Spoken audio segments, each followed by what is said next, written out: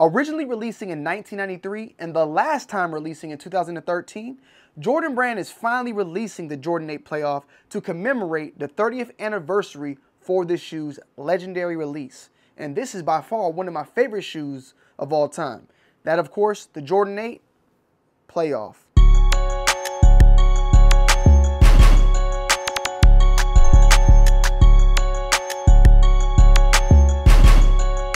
Today's video, guys, is sponsored by Manscaped, which is the premium brand for men's hygiene and grooming products across the globe. With that being said, Manscaped is trusted by over 8 million men worldwide, from the trimmers, hygiene products, boxers, and shower formulations. And they came today with a brand new product, the Handyman. The Handyman delivers a quick and close shave with a unique dual blade design. It features a standard foil shaver as well as a long hair leveler blade to knock down up to 3 days worth of growth. So say goodbye to all those patchy areas on your beard and say hello to a well-groomed and clean look. Another dope thing about the Handyman is that it features the skin-safe technology that's also featured on Manscaped's other body trimmers out there. So no nicks, no nags, and no blood being spilled. Plus, the Handyman is waterproof, so cleaning up is extremely easy. Look at this sleek and compact design, man. It's perfect for the palm of your hand, but also for your pocket. So it's easily able to be transported from wherever you need it, whether at home or on the go. It's your ideal grooming companion, in my humble opinion. And when it comes to performance, this thing's a beast. It can cut up to 3 days worth of hair growth,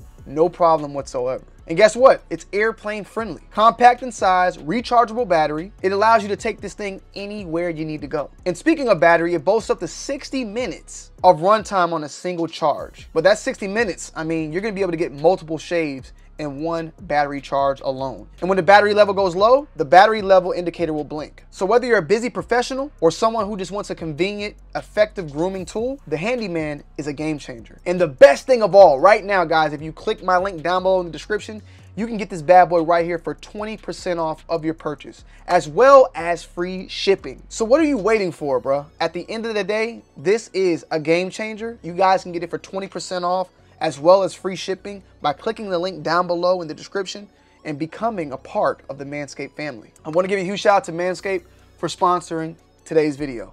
What's going on, everybody in the building, man? I am late, still got them really, but we ain't even gonna do that. We're gonna get straight into the review on the Jordan 8 Playoff. Now, these are set to release in a full family size run. From what I'm seeing, we have men's, GS, preschool, toddler, and all the above. But the men's pair that we have in today is retailing for the $210 price point. And I gotta say, damn, we are in 210. I don't know where we're going with this Jordan Brand. I don't know when you plan on stopping. I don't know what this is looking for in the near future, but we just gonna have to talk about this very, very soon. Talk about it. Each and every release hits different now in that $200, $210, $225, $250 price point. I want to talk a little bit just about the price. We're gonna get into the shoe as well, but I also have stated before years back that this price increase that goes down every single time, in my opinion, also has an impact for the resale market. As shoes go up higher and higher in those prices, I see that there's less money for the resellers to make and less likely that someone's willing to pay the $210 price even at retail. So what happens in return is more shoes are sitting and more shoes are going on sale. And I think over time, it's definitely gonna leave a dent into Nike and Jordan Brand's pockets as well as resellers' pockets, and maybe even implode the market itself to where things might actually reset. And in my opinion, I mean, that's not a bad thing. That's something good. But we'll just have to wait and see how things turn up in the next couple of years. Because I think that these being at $210, I don't see these reselling for more than $250. If you spending $300 on this shoe, you just out your goddamn mind. Oh yeah, guys, also Sample Industries tee dropping this upcoming Saturday in black, also in cream. So black and cream, stay tuned. Make sure you guys are tuned in on Instagram at SMPLIND, as well as on Twitter, SMPLIND.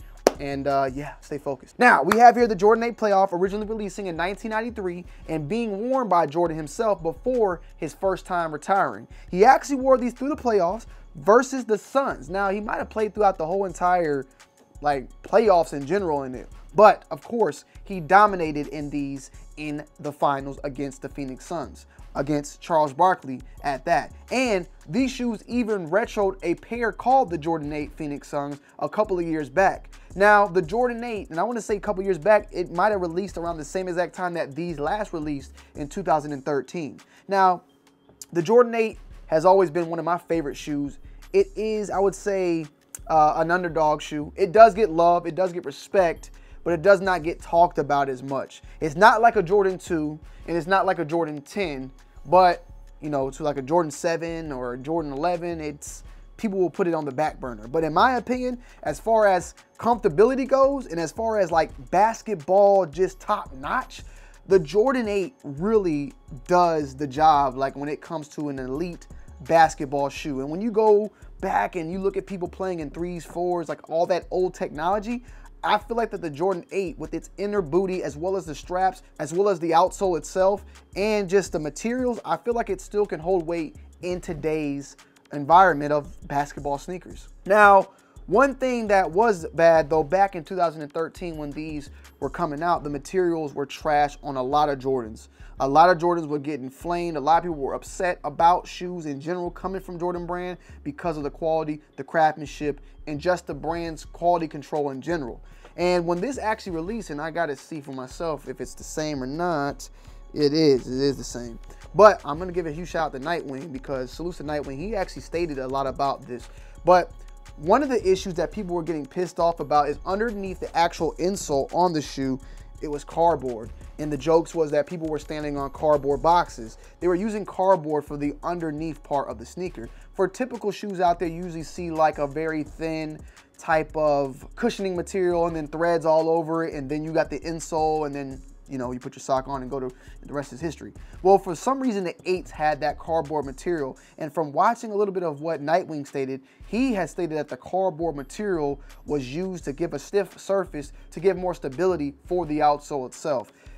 Me personally, I don't know why. I see that they still have it in here now. You really won't notice the cardboard unless you take the insole out. Then it's a little bit more tougher. But even the cardboard itself that I'm feeling right here, it's pretty sturdy. I mean, it is from feeling it, like putting your hand on there, it feels almost like goddamn wood. But the insole itself does give enough, in my opinion, comfort to where you don't even feel that when you put your foot in with the actual insole. You have that inner booty that was previously introduced via the Jordan 7 that had that inner sock line. Even the Jordan 6 had a little bit of that as well, but the inner booty actually, the tongue and everything being in one unit, one inner shoe in some sorts, it really got distinguished with the Jordan 7. Another thing, Nike Air on the inside. The Nike Air was on the inside of this. The Nike Air, for the most part, was all the way up, I want to say, till the Jordan 11, that there was Nike Airs on the inside of shoes, until Jordan Brand signed that deal in the late 90s to create Jordan Brand as its very own company, and then everything switched out from the Nike on the inside to like the Jumpman on the inside. But they are paying tribute to that, old school look with that. At the same time, 6 was the last shoe that kind of had that Nike Air on the back. Jordan 7s didn't have the Nike Air on the back. Jordan 8s didn't have that Nike Air on the back. Everything at that point kind of just went with the Jordan brand exclusively on the sneaker. You do have the Chanel on the tongue, of course, which is one of the very, very, very prominent parts of this sneaker. And people, call this also the Bugs Bunnies. Well, not this particular colorway. There's a white colorway that is called the Bugs Bunnies. The Hair Jordan, of course, though, it's kind of weird, in my opinion, how it all goes, because the Hair Jordan is given the name of the Jordan 7, but on the actual card,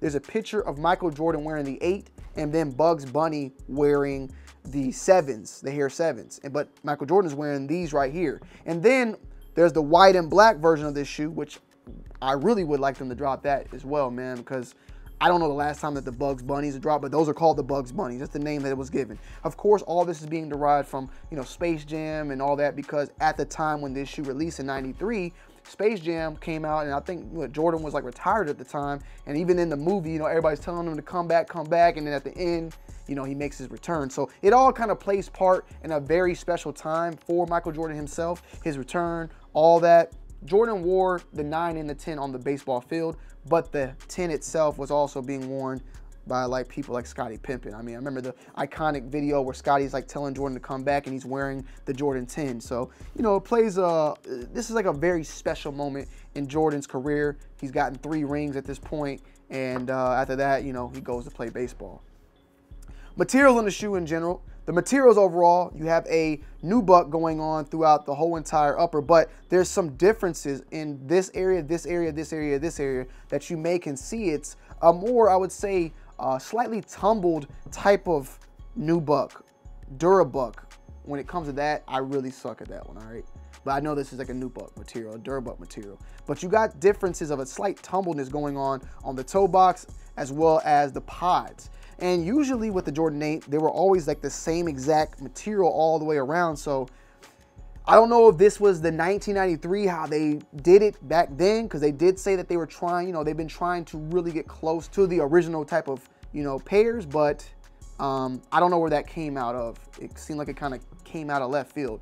But speaking of Jordan 8s, let me see if I have this other one. We have here a Jordan 8 Aqua, and just check out the Aqua. You can actually see that everything is pretty much, as far as black goes, the same material. They did lighten up this, which at the time a lot of people did not like as well. But I remember, if I remember correctly, the Aqua also was very close to the original Aqua at its release with that lighter shade in the back.